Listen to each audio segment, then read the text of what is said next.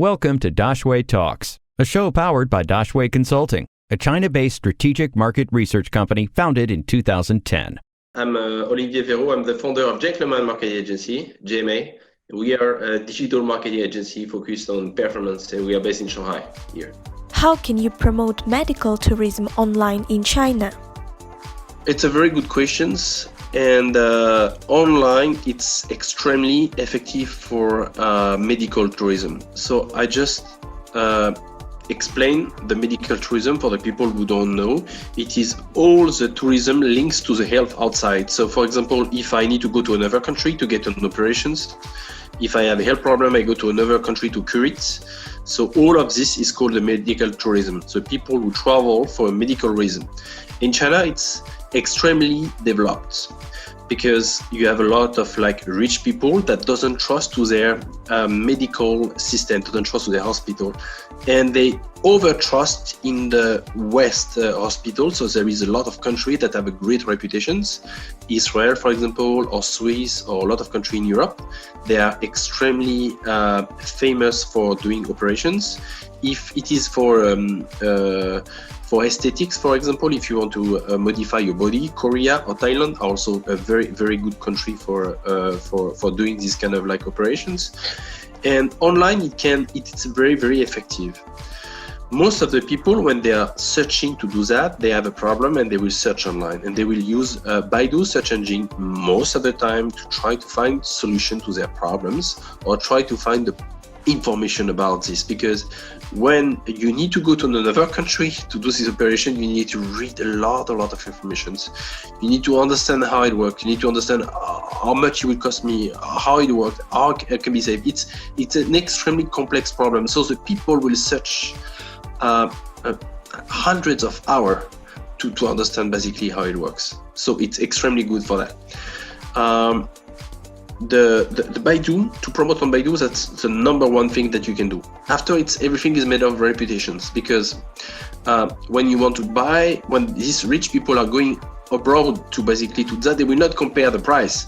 They will compare the best hospital or clinics for them. So they will compare one clinic to all the clinics in the world to choose basically the best one.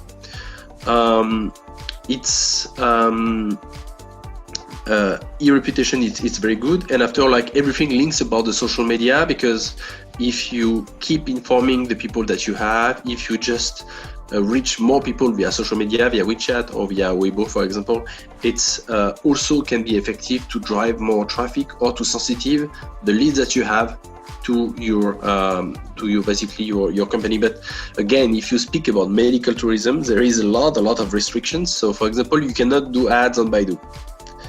You cannot pay ads on Baidu. Most of the platform will refuse ads. Everything have to be organic. That's basically one of their criteria. It's the same, you are limited in terms of ads. So you cannot do ads on WeChat, you cannot do ads on many platforms because you are not registered in China and you are linked to the health thing. So everything has to be organic. So it takes more time usually. What scandals do healthcare companies need to be aware of before they enter China? Health in China is very, very sensitive. I mean, every 2-3 years, there is one big scandal that happen. I will explain two scandals to you. The first scandal is the scandal of Baidu, that basically are selling ads to fake hospital to cure the cancer. It was a very, very big scandal that put Baidu in a very, very complicated situations. So there is this fake hospital that is totally fake, provide fake treatments to the people who have the cancer. So everybody who have the cancer, they will search online, they will find these ads, and they will pay this hospital, and basically they will die because the treatment is not good.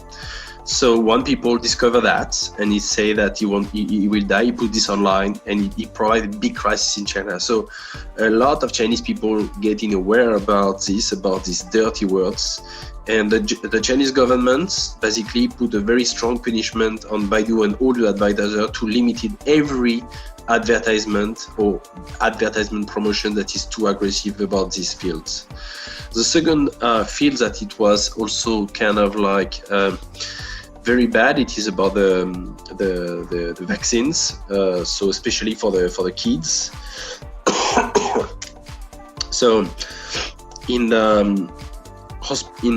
several hospitals, they one or two big companies supply all the vaccines for the kids, and one vaccine basically kills the kids, and the kids have a lot of problems. So it's really hurts millions of moms in China that become very, very upset because they have to buy only one kind of, they are forced to use the vaccine for the kids, and they discover that basically the company that is providing this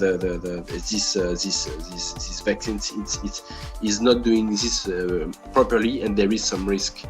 So it's creates a kind of like a bad atmosphere around the Chinese company, that it creates a kind of like a bad buzz, a very bad reputation for Chinese company, how they manage the health in their own country, when it's made up to the guanxi, to the corruption, to a lot of like very, very bad things.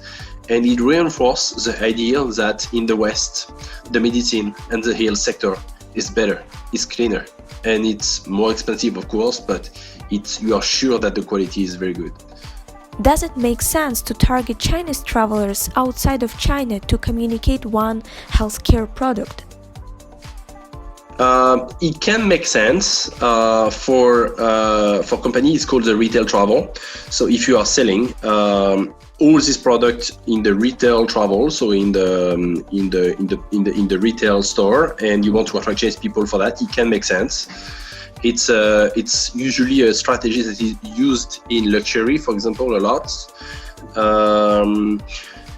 When it's made up to health, the people will make the first buying, but they will not buy as much. So you are like investing a lot of effort on these people, but usually the ROI doesn't make much more sense, except if the people will rebuy these things online.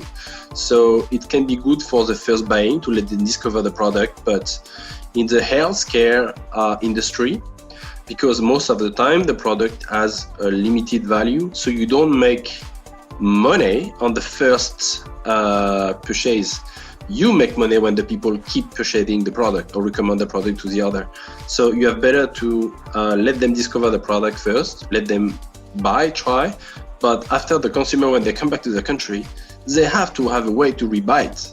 If not, you're just investing to get the first clients, and after that people cannot buy it, so they will buy a copycat or another product or one of their competitors. Any questions? We will find an expert to answer them. Drop your questions in the comments or send us an email, dx@daxueconsulting.com.